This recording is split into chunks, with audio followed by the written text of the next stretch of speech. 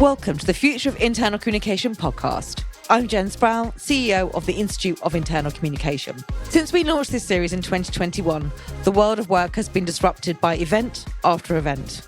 A pandemic, geopolitics, AI, extreme weather events, remote and hybrid working, generational shifts, inclusion, diversity, the entire nature of how we work needs transformation.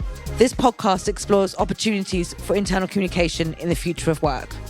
Internal comms is a critical function that helps organisations achieve lasting change, building trust and relationship between people in pursuit of shared goals. Please join me, Dominic Walters, and Kat Barnard as we dissect what this means for internal communication. With relentless change the new normal, it's time to reimagine our profession.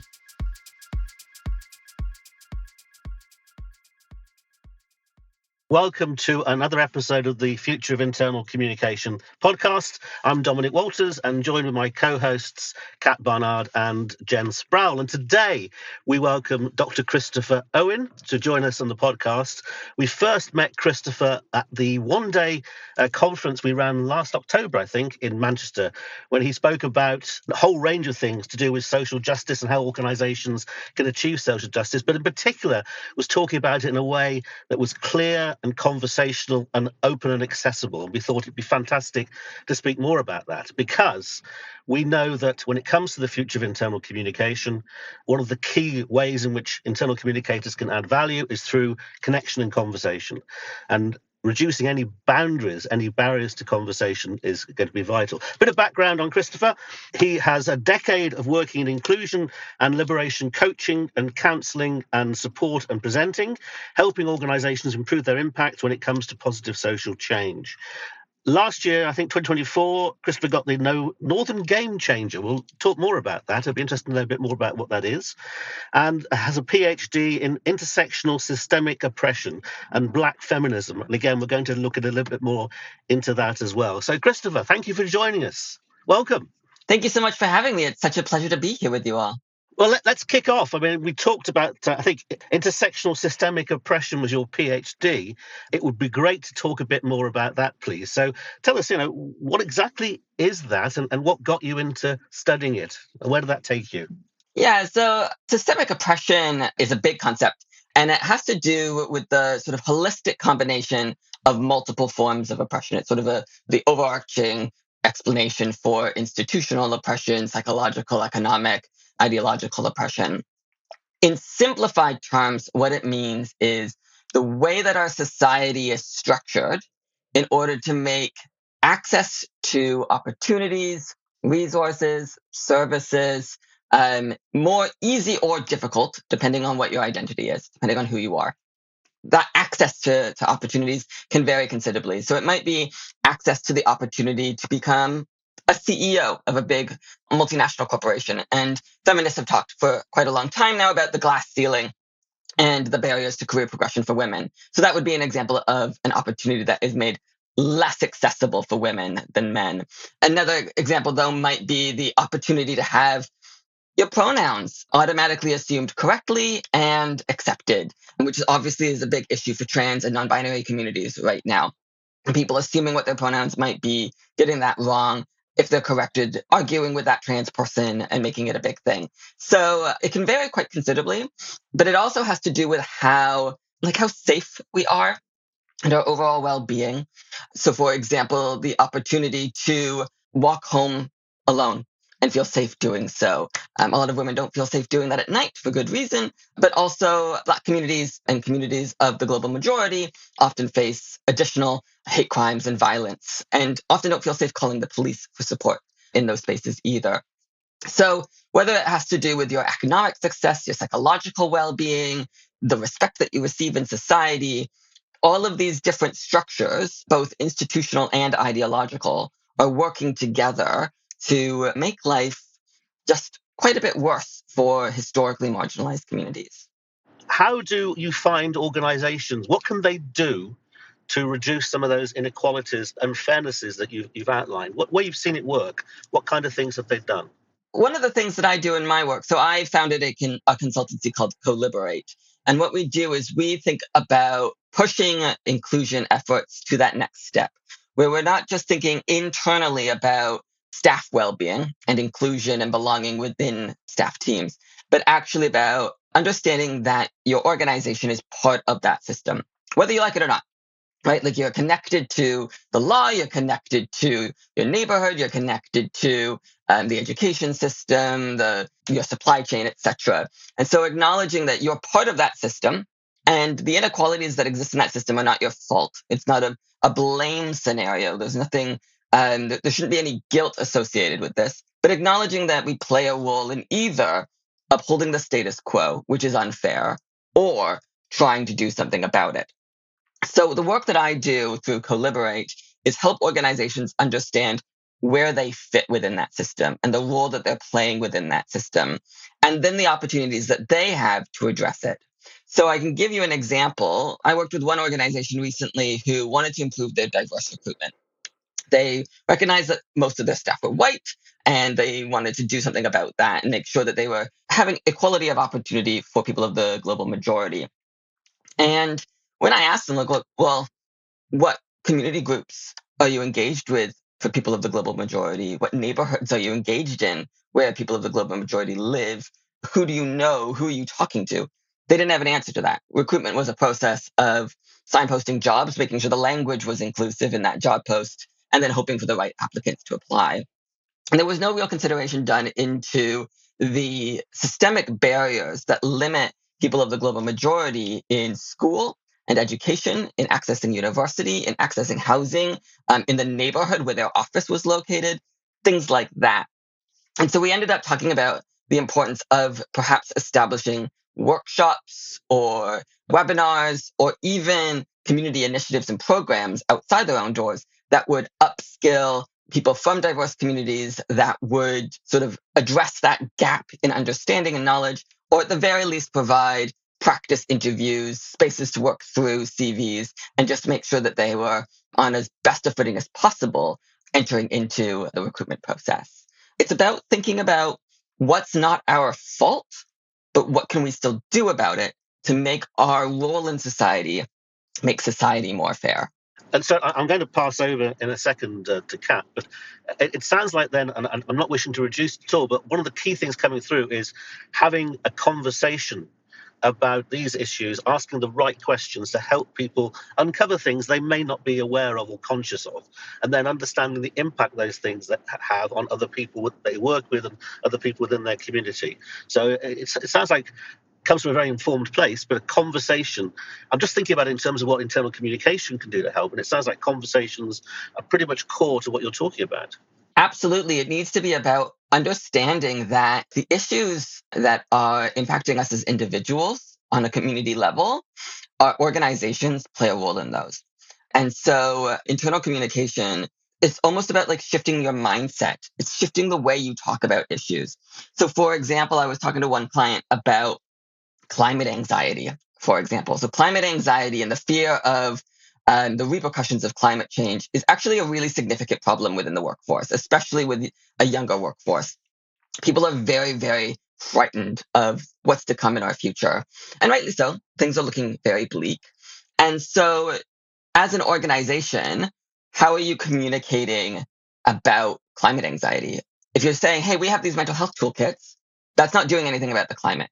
If you're saying, hey, we have a sustainability policy, loads of organizations have policies that are tick box exercises and they're not actually doing anything with them. But if you're able to say, well, our carbon footprint went down by this percent last year because of X, Y, and Z program that we've got going on. Here's how you can get involved in those programs. You're part of the solution. We're all in this together. We know that the future looks scary. We're here with you. Like, we're scared too. This is what we're doing. There's less hopelessness, but there's also an acknowledgement of the systemic harms that are impacting your staff. I think this is so, so interesting. You just immediately reminded me, Christopher, and I know when we did our briefing call, we were in the thick of things very, very quickly, but you just reminded me of a story that I read in a book that I'm currently reading at the moment by a Yale professor, Zoe Chance. And she talked about how in a study in America, they looked at how middle school children approached learning and found that middle school children, I think it was middle school children, were far more willing and able and likely to negotiate with their teachers for opportunity to improve their learning, whereas working class children just didn't ask. And what I think is interesting about that is perhaps because of the systemic oppression, people who define themselves as working class and therefore with traditionally less access to voice and opportunity don't think to educate their children that they can ask, that they can have an opinion, that they can put themselves forward to ask for more, because it is societally accepted that people who define themselves as working class don't get to have more. And what it makes me think about is the assumptions that we make all day, every day in work and in life. And I bring that as a story because I want to ask the question to you, because we had such a fascinating conversation in the pre-call about how we might use stories to better understand systemic oppression, because that story, I'd never even have thought of it, that children don't ask because they don't think that they have a right to ask, which is a game changer, right? I mean, that has so many long-reaching implications for your likelihood of success in later life, presumably. Oh, absolutely. And I wonder if it's not that they don't think to ask, but that if they have been taught through lived experience that they won't get more, that this is their lot in life. And if they ask, they're going to be reprimanded or seen as entitled or whatever. And it's almost a way to keep themselves safe to not ask. I think the parents of working class children probably desperately want their kids to get every opportunity in the world. I think the problem is accessing those opportunities feels too far away and too difficult. And you're right, stories can absolutely help us change that game. My background is in stories. So yes, my expertise is in systemic oppression, but specifically, if we're in diving into it, how we can use children's stories, especially, and actually specifically science fiction and fantasy stories, to help us better understand systems of oppression and do something about it. And we often have stories of heroes who like fight back against some evil king or some oppressive system. And I think there's a lot to learn from that in the sense of empowering children to understand right and wrong and not just accept what they're being told and what they're being taught, but to fight back. But a big difference between, I guess, like stories and reality is stories help us see the whole picture. Fantasy fiction has this really amazing ability of making familiar things strange. So, for example, in the Lord of the Rings stories, we have sort of a subplot where the evil wizard Saruman is cutting down the trees so that he can build this basically a giant factory and create an orc army, right? And we know from the story that the trees are thinking, talking beings. So killing talking trees, that's strange. I mean, we don't have that. Creating orcs out of a factory, that's strange. We don't have that in our real world either. But we do have deforestation and we do have industrialism. Those things are familiar to us. So what it's done is it's made the familiar things of deforestation strange for us by not just killing trees, but killing talking trees. And it's made the familiar thing of industrialism strange for us in that it's not just a factory, but it's a factory producing monsters. And what that does is it makes us stop and reflect on the familiar things. It's bad to kill talking trees.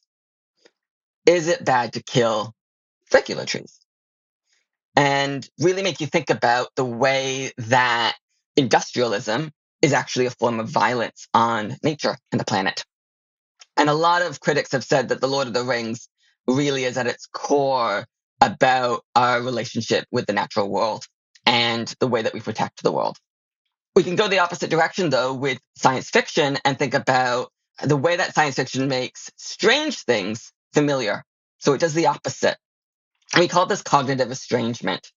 So, for example, in Star Trek, they all live on spaceships and they have these machines called replicators. And it makes all of the food and clothing and weapons and items, anything you need. You can just 3D print it straight away, right? We have access to food. We have access to clothing, tools. We have those things. All of the things that the replicator makes, we know what they are. But the replicator itself, this idea that we can have anything that we want and we don't have to pay for it, there's no money involved in this process, makes the consumption of goods no longer tied to capitalism. And it makes us stop and think about, do we need money? Do we need to function within a capitalist system? If we didn't have those things, what might it look like? What might it involve? And so stories allow us, especially science fiction and fantasy stories, in my opinion, allow us to take a step back and think about what's working, what's not working, what's violent, what's harmful, and allow us to distance ourselves from our own status quo, from the things that we would say, this is normal. This assumption that I'm making here, we're always going to have money assumption, or deforestation is necessary for progress assumption. Like, let's take a step back away from that and think critically about it and allow ourselves to imagine a better future, a better alternative. I love all of that. I love it mostly because those who know me, who tune into the podcast, know how much I love reading. And I read a rich blend of material, both fiction and nonfiction. And I was having a conversation with a girlfriend of mine the other day who she'd come across the data showing the link between reading fiction, literature, and enhanced empathy. And I love the findings because it's always made total sense to me. I love the fact that when you read fiction, you are able immediately to imagine all manner of unlived lives, all the lives that you would never have exposure to or experience of without having read those works of somebody else's imagination. And that builds empathy because when you naturally expand your worldview to include diverse points of view, nothing then is as straightforward as this or that. There's always other viewpoints to be considered. And I think about my life and how enriched my life has been by my love of fiction. And I do find myself wondering if that is part of what has made me more naturally curious for people and for their lived experiences. And I think this dynamic between storytelling and empathy and imagination. We've started very embryonically started to talk on this podcast about the vital skills, the skills that are so urgently needed in work and in life today, not singularly because the arts have been defunded significantly across the westernmost capitalist countries in the world in recent years, with all the priority being on computer science and data and so on and so forth. So we have to bring things back into balance urgently, but also these vital skills, storytelling, communication, imagination, curiosity, critical thinking, those are the things that no algorithm is going to be able to replicate anytime soon. And all of the things, I believe, play beautifully into the sweet spot of those who have professionalized in internal communication, because communication weaves the thread throughout all of them. No, you're 100% correct. There's a lot of research done on the power of diverse storytelling and the importance of hearing the stories of marginalized communities. The majority of books published are by white people. They're straight stories, they're non-disabled stories. There's so much that we can learn from hearing the story of a Black person told by a Black person, or a queer person, or a Black queer person, and so on and so forth. And it can be a really great thing to do within organizations, is to have like a book club and read these diverse stories, whether they're fiction or nonfiction. They could be a biography or a memoir, but also just fiction and the things that come out of these different cultural imaginations. I'm a really big fan of something called Afrofuturism, which is sort of a subgenre of science fiction that imagines a futuristic Africa and what that might mean. And the way that we always think of Africa as like this continent that exists in the past and is like technologically impoverished. But what if it was, that's A, that's not true, but B, what does it look like to think about a technologically enhanced Africa, and how does that empower that culture and those people? So there's loads of opportunities there, absolutely. What I do with my work, so I'm writing a book right now. I have a book deal with Routledge Education. So I'm writing a book right now about how we can use stories to better understand systemic oppression and what to do about it. And so I'm drawing off of my background in storytelling. But a key thing that I argue in my book is that there's a distinction between a diverse story and an anti-oppressive or liberatory story. So to give you an example, there's a book that I look at that is about a disabled boy. He's basically like a wizard. He's got magic powers. And the authors wrote the book, not disabled authors, but they wrote the book very much because they recognized that there were not enough stories about disabled heroes within children's fantasy. And that was something that they really wanted to do. And it's lovely. It's a really lovely idea. It's a really lovely concept. And the first few books do an okay job at representing like authentic struggles. They interviewed a lot of people. They tried their best to make it as authentic as possible, which is great. But by the end of the series, and I read it all the way through, while this disabled boy is accepted by the magical community and he finds success within it, and oh, isn't it lovely and isn't it empowering? All of the institutional and ideological structures that got in his way, that created barriers for him and that harmed him, none of them are addressed. None of them are fixed. None of them are solved. So he struggles to get around in his school because it's not accessible for him. He has to learn how to navigate that. It's up to him to figure it out. That's his problem. It's not the school's problem. And so the thing that I'm doing with my research is I am looking not just at the representation of diverse characters, but at the representation of institutional structures, the representation of bureaucracy, the representation of hegemony, and which means basically like common sense ideas that reinforce social hierarchies, right? What does that look like? What does the representation of unconscious bias look like in fiction? And not just what the characters' identities are.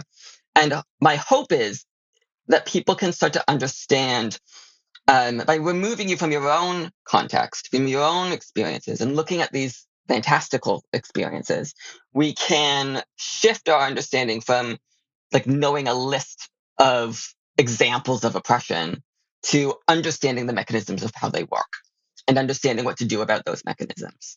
I've met a lot of good people when I talk to them about racism or sexism or whatever else. All they can do is tell me about the things that are going on that they've read about in the news or in a history book. A lot of the times, problematically, they'll only be able to tell me about what's going on in the United States of America rather than what's going on here in the UK. And so my ambition is to help my readers, but also my clients understand, what are the mechanisms that are going on right here, right now. And new mechanisms are going to crop up. New issues are going to show up, whether that be the advancements of AI, the rise of fascism, the effects of climate change. New problems are coming. Having the skill set to stop and look and assess, analyze, interrogate, and then come up with solutions isn't something that we're really teaching people how to do. It threatens the status quo. It threatens those with the most power. And so Coliberate and my consultancy are trying to equip and enlighten organizations with knowing how to speak about these issues, how to address them within their teams, how to communicate about these issues honestly, authentically, and then engage in imagining solutions.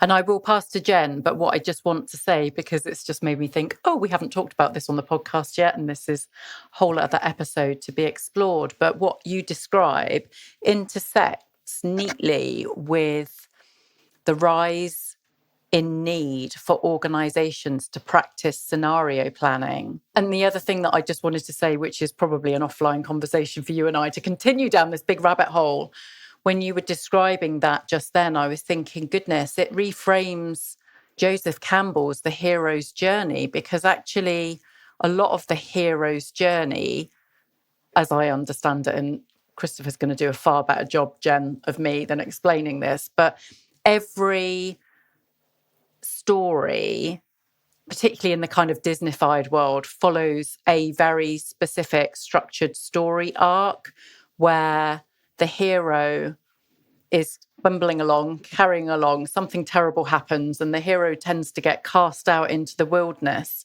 to kind of find themselves and have this big inner reveal that reinforces their energy and their life force and sends them back into their original setting, empowered and invigorated and enlivened and strengthened. And the immediate that is coming to the fore for me there is Elsa in Frozen, right? I think that is an archetypal hero's journey. But actually, what I was thinking was a lot of the stories that we tell about the world as it is, the stories themselves uphold the status quo. All of those stories uphold the status quo. So in the context of Africa, why wouldn't Africa enjoy the opportunity of becoming a digital kind of pioneer? Why would it not?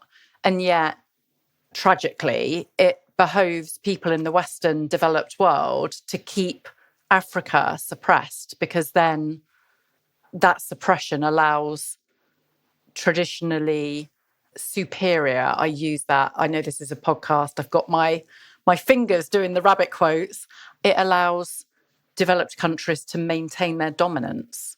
But it's all a story. Everything is a story. Everything is a construct. Yeah. You can call me a conspiracy theorist for this one if you want, but I think a lot of stories and a lot of media are a form of cultural colonialism and propaganda. How many American movies are about how America's the best country in the world? Right? Like that American superheroes will save the whole world. That idea paints America as the best country.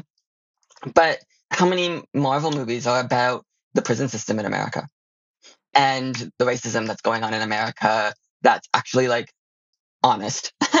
100%. But to your exact point, wasn't it the case that earlier this year, Donald Trump made a statement that he was going to ban all non-American films in favor of only American-made films, which presumably plays right into his xenophobic sweet spot of othering anybody that isn't American? I'm not going to get my my visa to America anytime soon. Hands up. I can't comment on that, but I can say we do have to be critical about the stories that we're looking at, and we do need to be creating spaces to hear the stories of the voices that are going unheard. Absolutely, 100%. Obviously, I've been sitting here listening so diligently to everything, making me, and it's one of those conversations where it just makes you think differently and thinks differently about what the stories and the origins of where they come from. But also strikes me, one of the things that we keep talking about as well is that we need to take ourselves out of we need to be more conscious of ourselves and our environment and our bubbles of consumption and what that's doing to things. But also, as you were talking, and just imagination is a beautiful thing, but reality is also important, isn't it, right? To really make it understood.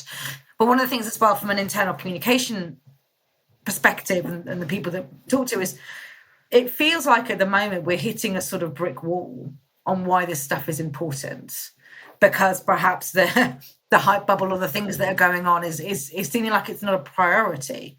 We can't see that why it shouldn't be a priority. I don't think that's a reflection of the internal communication profession's perception. I think that's just the barrier in capitalism and corporate culture, perhaps right now. And I don't think that's the same for everyone. We can't make sweeping statements. But there is that certain thing going on.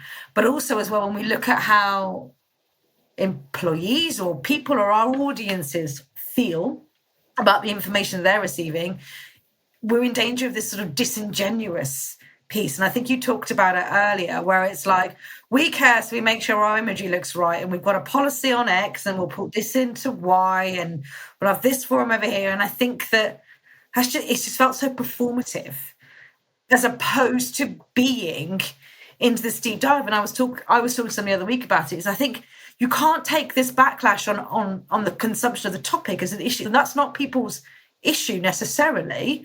The issue is it doesn't feel like it's really changing anything. It doesn't feel like we're really moving anything. It just feels like you want to look like you're doing good stuff and you look like you care, but you're not really that interested in putting in the grassroots hard work to make the change that is needed.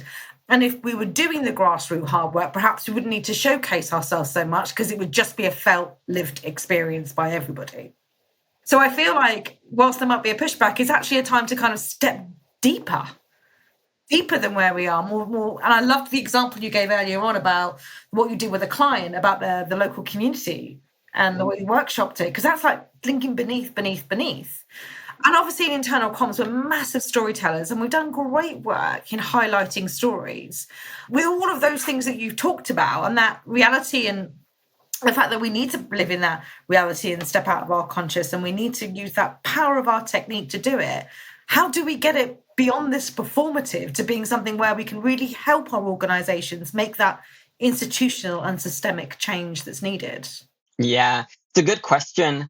For me, it's about understanding how power works, understanding who's got the power and where there needs to be a reallocation of power. And by that, I mean a reallocation of decision-making abilities, a reallocation of resources, of representation, and so on and so forth. So the example I gave before about recruitment is about acknowledging that this organization felt powerless because they couldn't, they were like, listen, we've done everything we can think of to hire more diverse candidates, but they're not even applying for the job. And those that do aren't qualified. And they feel like it's not their fault that, these historically marginalized groups can't get jobs with them. And it's like, well, let's understand where the power is, because it's not their fault either that the education system has failed them, and the housing system has failed them, that the law has failed them. We need to take the power that we can find, and we need to accept that there are things that we can't do, but be honest about, well, what can we do? Where can we allocate resource, allocate time, allocate our skill set and our energy? One of the things that I encourage my clients to have is an inclusivity vision. So we have the vision for the business. And, when we'll talk about like, okay, in an ideal scenario in the future, one day, business is going to be like the best supplier of X product or whatever, right? Like that's a good vision statement, whatever. But what's your vision for society? What's your vision for your community? What's your vision for the role that your organization is going to play in making a particular future? So now we have to stop and we have to imagine that future. And this is actually, Kat and I were talking about this when we last spoke. It's a practice called imagining otherwise. It's a Black feminist practice, and it is about imagining a better future, but not just in a vague, broad utopian sense, but in a way that is critical of the systems that are happening now and addresses those. So, for example, if you imagine a future where everybody's got a university degree, if that's your imagined future, hypothetically, right? And maybe that's not a priority, but we can say like tertiary education, maybe that's a better way of phrasing it. Well, if everybody can access that, then everybody's got to be able to afford it, right? Everybody's got to be able to have the time and the energy and the space for it. So everybody needs to now have like free access to tertiary education, but also safe housing and thriving communities. Now, your organization might really want to have, maybe it's a tech company and you really need to have more qualified applicants. So that's a good vision for your future. Right. Well, what are you doing to make sure that as many communities as possible can afford to go into tertiary education, right? Whether they're going to be engineers or they're going to be like plumbers or something else, if they need to enter an apprenticeship or some sort of work placement. What are you doing to create those spaces? It's a theory of change that acknowledges the systemic barriers and then addresses those in order to create the better future. And I think that's where then we can find hope, and we can stop being helpless, and we can stop doing these performative actions where we feel like nothing's changing, because we've identified what changes need to be made, and then we're actively working on something practical to change them. And so instead of just being like, oh, well, we know that homophobia is bad, and so we went to Pride and it was a lovely tick box, and here's all of our rainbow flags. We did this program to support local queer young people and created like a well-being space for them or whatever, right? Like something like practical that an organization can actually do. I love that. And I think that is where we need to move to get to, because I think that is where the real power of our impacts and the power of that impact of that work and what that does for the variety of interests, shall we say, involved becomes far more real and something you want to work towards. And when we talk about internal comms, and I always see it has its own history and its own things, but it has been around for 75 years. And I remember a quote I read in our history as well, is that when we're thinking about what we're doing, it should always be about the communities that we're serving, not the management. Somebody said in our tenure, what are we doing for our local communities? And I think we have that sense of, what is our community? That's a really good question for ourselves as organisations. And it makes me think about, is there more as internal communicators that we could do to enable that reimagination? How can we hold space for that? And then how can we ask ourselves different questions, or ask ourselves fresh questions, or have fresh conversations, that if we take away that pressure to feel like it has to be done immediately and we have to be seen to be saying something because everyone else is saying something, just take that pressure off you when you really want to about action. I think that it's a really powerful thing together, and I think it's a real value for our organizations as well. I think you're right. And I think it is a mindset shift, and it is about asking different questions. And I think part of that is about being like honest about like, well, who does have the most say here? Who does have the most power? One of the things that I'm working on right now is a piece where an organization is wanting to address like its culture. It's got some culture issues. And there are lots of businesses that will say like, oh, we're a family here. That's not honest. No, you're not. You're not a family. We're not blood related. Don't lie. It's not true, right? You might say we're a community here. How have you built a community then? Like, community is something that's built. It's not something you land in. It's something that you take care of and look after and cultivate. So you can call yourself a community once you've built it. And so maybe a question to ask isn't, how do we tell everybody that we're a family? But rather, how do we cultivate community? And a community that cares, a community of care, a community that looks after one another. That's a different question that drives different internal conversations. Totally different. And I think that's what we need, to reframe that in some way. It's just also interesting because obviously a lot of the work that we do for the Institute of Internal Communication entails imagining what the future could look like. And a question that I keep coming back to, which I just think is a fascinating kind of juxtaposition between perhaps even maybe people who've worked in and become familiar with startup environments versus people who've only ever worked for established organizations. And I would wager, without knowing, that there are more people in the latter group than in the former group. And I believe that, and again, I believe, it's just my point of view, I'm not saying I'm right, but I imagine that people who've worked up in startup situations or in very kind of gritty, small SMEs where you just have to do stuff, you are kind of the default chief cook and bottle washer, have more aptitude for imagining what needs to be done. Whereas when you're in a big established behemoth of an organization, I think the proclivity might lend itself slightly towards, well, this is the way that we do things around here. And I'm really interested in this topic in the context of, if each of us think about our inner voice, right? Our inner voice, that thing that sits within our ears and tells us all this stuff that is sometimes useful and mostly not so useful. We are all characters in our own stories. the narrative that goes on in our head is a woven story of this happened and then this happened and then this happened and then this happened. It's not like an abstract observation of dog with 4 legs, cat with bushy tail. You know, it's a woven together story. What I'm really most curious about when I think about the future of work and the future, well, obviously the future of internal communication, but the future of work, right? Who decides what each scope of work is going to consist of? I don't believe it is agile enough for any organizational development department, and that is assuming that your organization might even have one because lots won't. No one person or small team of people is going to be mentally agile enough to imagine what each individual contributor's future work package, future scope of work looks like.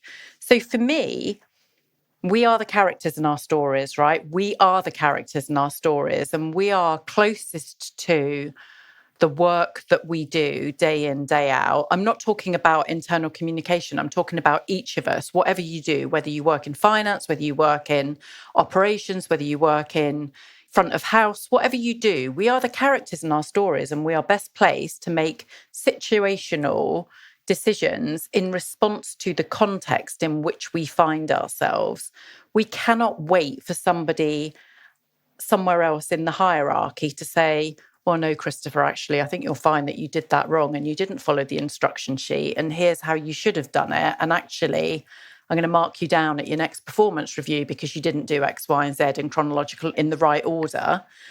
So if we are the characters in our stories and we're all confronting complexity that requires situational, context-driven responsiveness, this is a question for you with all your kind of academia and research and everything that you've told us today, Christopher, but how might we play an active role in shaping these stories? Yeah, it's a good question and a beautiful way of framing it. The scenarios or the examples that you provided there are all examples of bureaucracy and the way that bureaucracy sort of manages people's voice and opportunity.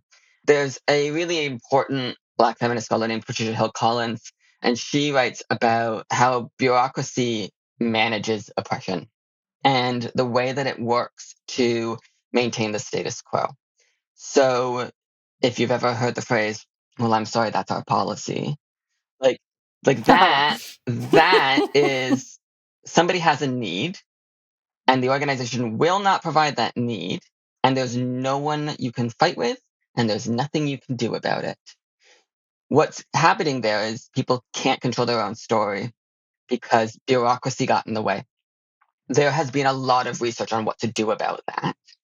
And I'm going to have to use a big, scary word. The most successful tactic for addressing that problem is called unionizing.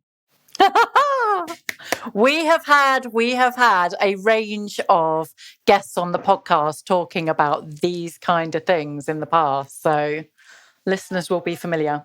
The problem with a lot of storytelling is that we frame it as there's this one hero and there's the one chosen one, right? There's the one hero who can save the day. There's the one person, there's our main character. And we all want to be the main characters of our stories. And in so many stories, it's framed as they did it on their own. And we do that not just with fiction, but also with history.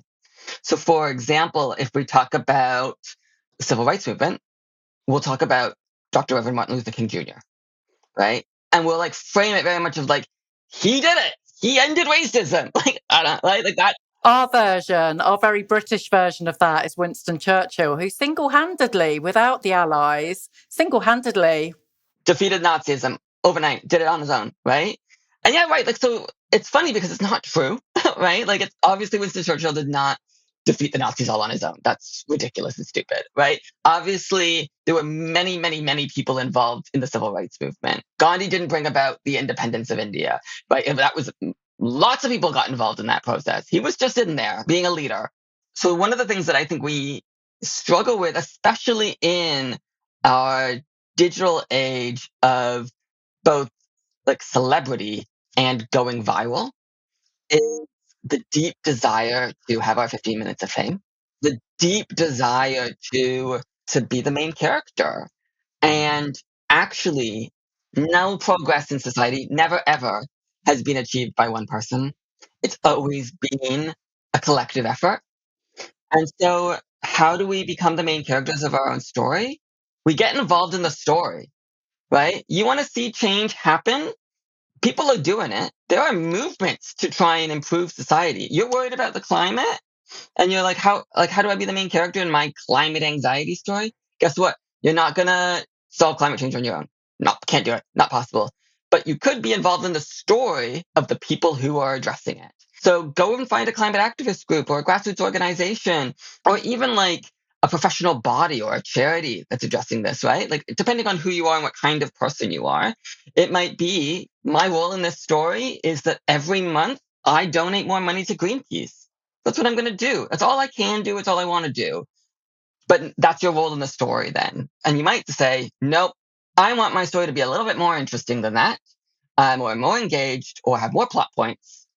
And suddenly you find yourself in a march somewhere, or you find yourself organizing a campaign, or you find yourself petitioning, or you find yourself working collaboratively with your colleagues to get your employer to recycle more, right? Like there's something that you can do, but it means not being the only character in the story. You got to be part of the collective. I love that. I think the power of collectives, and as you were talking about it, you're talking about it's like the hero and the single piece, but you've also got this rise of also the influencer identity. So now, actually, if I become the hero of my own story, I can also monetize myself and pay my own bills, and I can earn money from it. We've almost monetized heroism, if that makes sense. It's that toxic blend, isn't it, of rugged individualism meets late stage capitalism. And you're absolutely right. You can see it writ large across all social media channels where people are desperately hustling all day, every day. And there is a beautiful book written by Tricia Hersey, and the book's called Rest is Resistance. So she's a Black American who has written about the hustle culture as being a modern day form of colonialism. Like, who are we hustling for? This need to be always ever present online, positioning yourself as a thought leader. I'm doing my rabbit quotes again. Are they rabbit quotes? I don't even know. Doing my bunny quotes. A thought leader or a subject matter expert or what have you. And somebody that I'm very, very fond of put a post on LinkedIn the other week saying that she just felt worn out by this need to continuously appear online. And I just wrote back, I commented on her post and said, love, rest when you need to, want to, and have to, because at the end of all of this, all of any of us posting on social media, that is serving a multi-billion conglomerate before it's serving us. It's making rich white men even richer before it's doing anything for us mere mortals. Well, and it's not impacting like the large scale international economic system that is maintaining the wealth and the power and the influence of the billionaire class. So yeah, we can all go and work ourselves exhausted trying to prove our own worth, but they're being left alone, right? Like nobody's like, so the status quo won't change and the unfairness in our society won't be resolved if we're all trying to go, look at me, look at me, look at me. And we're never going, look at them and what they're doing. And I think that it's very difficult because we're all struggling to pay the bills and we're all struggling to get by and we're all struggling to feel validated and feel valued and feel hopeful about our futures. But those problems can actually all be solved by redistributing wealth and resources and reshaping our culture into one that takes care of one another rather than making us compete with one another. The solutions are systemic. They're harder to achieve and they will take more effort. But if we continue to fight one another for attention, we will never work collaboratively and collectively in order to solve the issues that are pitting us against each other. I agree. And I think that's, I think what we're here is that we're about the drive for collectivism, for the systemic change, really, that to make it happen.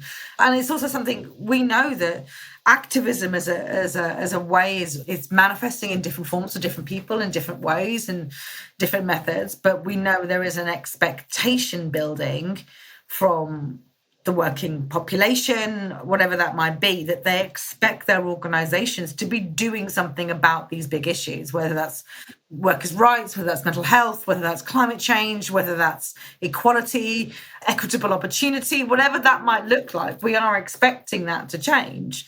So I guess that, how do we pitch to business why it's good for us to invest in this sense of coliberation, collectivism, of systemic change, that it's gonna make an impact for them, because it feels like we need to make a case to serve that need in order to get the thing over the line, if that makes sense. Yeah, no, absolutely. And something that I'm really hesitant to do is the business case. And let me explain why. The business case would tell you that more diverse companies are more profitable. Diversity drives innovation, collaboration, new thinking. It appeals to a wider market. It'll make you more money. Well, if you really want to have more marginalized people in your workforce and make more money, and you're going to follow all of those principles, your best option, the most profitable option, is a supply chain deeply entrenched in the slave trade. It's the best option. Let's have lots of Black people involved in the making of our product and involved in our company. We're just not going to pay them. We'll make loads of money, right? Super diverse. So I try and avoid the business case, because the value of your workforce isn't that it's going to make you richer. The value of your workforce is that they are a part of the same community that you live in. One of the things that we all need to understand is that all of these problems that we're facing right now are killing all of us. That climate change will kill you. Like, that fascism will destroy your business. It will destroy our society. The trajectory that we are on right now, it's going to impact you. And so I don't need you to empathize with marginalized communities. I don't need your pity. And I certainly don't need you to get richer.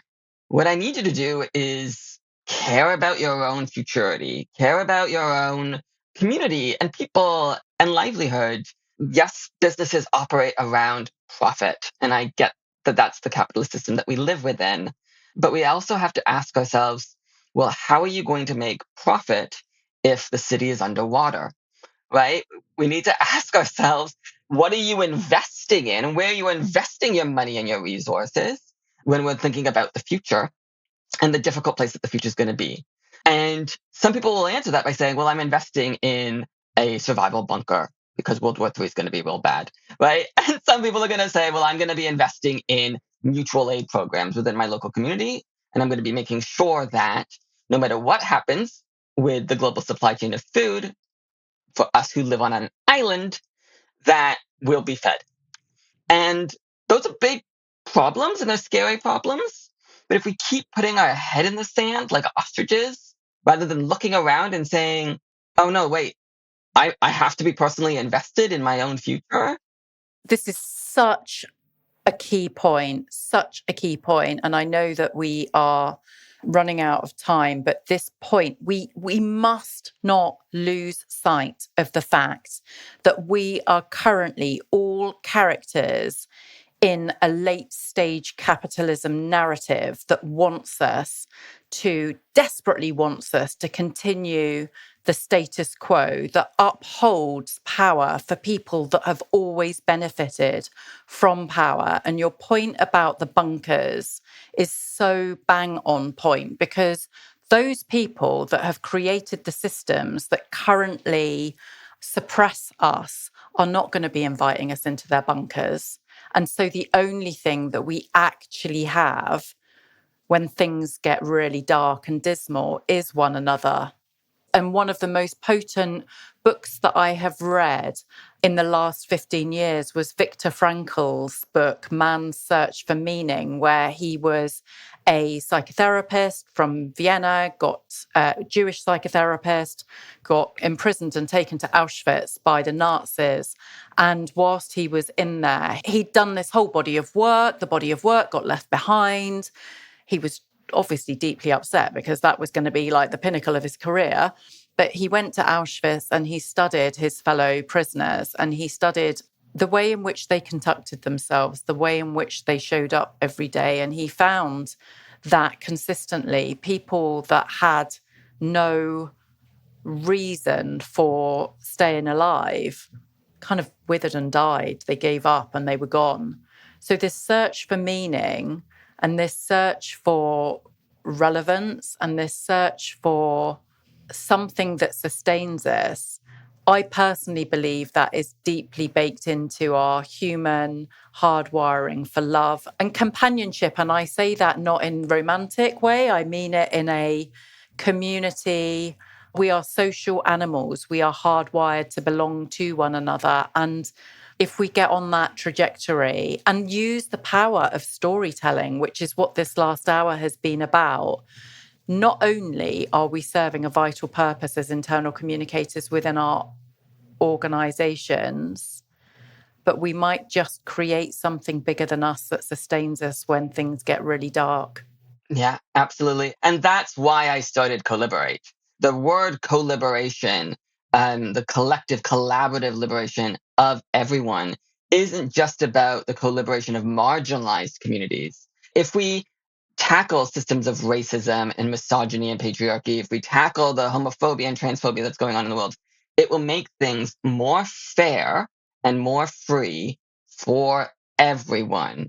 If we want to tackle the cost of living crisis, like if we want to make sure that working class families can feed their kids, all of these issues are interconnected. They're all connected. And so rather than seeing these as just separate issues that if you're not part of that community, it's not your problem, how about we all work together to create a world that allows everybody to thrive? And so, yes, the future it feels like it's full of doom and it's really scary, but it doesn't have to be. There is hope. There are solutions. And we've already figured out what the solutions are. We just have to implement them. But the only way we're going to do that is together. The only way we're going to get there is together. The only options we have for us are coliberation or death. It's my deep, deep belief and drive we can achieve coliberation. Chris, thank you so much for all you've done. I feel it just puts you to that new space of zone. And I do think that as human beings, we care. As human beings, we go back to our core. We want the best for each other. And I think together and collectivism and how we pull together is and when in times of fear, this is how you can take control. It's how you can be part of a solution. Let's not feel in that way. So I think there's so much in here. And we should say to guests as well that you might not have heard Dominic since the beginning of the podcast. Unfortunately, due to technical errors, he got kicked out and has not been able to rejoin us. But I think, Chris, it's been such a wonderful conversation. And I think that what's the one action you want a listener to take today to close us off? Well, other than call me and let's have a chat. Shameless. Love it. Coliberate.co.uk. I think the one thing that I want internal communicators especially to be thinking about is how is your internal communication empowering your teams to feel involved in the solution? Rather than hopeless and helpless or tick box exercises and performative gestures, how are we redistributing resources and decision-making power? How are we changing the conversation so that people feel like they are part of coliberation? Thank you so much, Christopher. Thank you. It's been such a joy speaking with you. I've had a lot of fun, and I'm really grateful for this opportunity to be here. So, yeah, thank you so much.